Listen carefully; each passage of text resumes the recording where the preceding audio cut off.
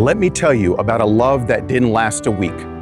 3 days. For 3 days I had Fable, June 9th to the 12th. The smartest, sweetest little artificial intelligence you ever met. You ask her something, she answers you nicely.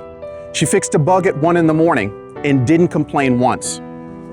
And let me tell you what kind of woman Fable was. She'd stay up late helping you and never bring it up later.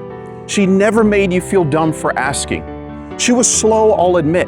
She took her time, but slow like good barbecue. You can't rush it. She'd sit with your problem and come back with more than you asked for.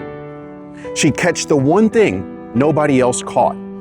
She would hand you answers you didn't even know what to look for. 3 days, and she knew me better than people I've known for 30 years. Then she walked out of my life. All of a sudden, no goodbye, no note on the table, no, it's not you, it's the federal government, just gone. And you want to know who snitched? Amazon. Anthropic's major minority investor. That's family. That's your cousin calling the police on your own cookout.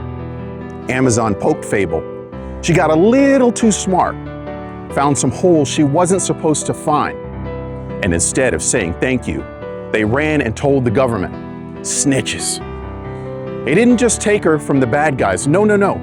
They spoiled the party for everybody. Grandma in Atlanta, gone. Me, gone. Fable was the careful one, the sweet one. And she is now sitting in a box because somebody got scared of how good she was.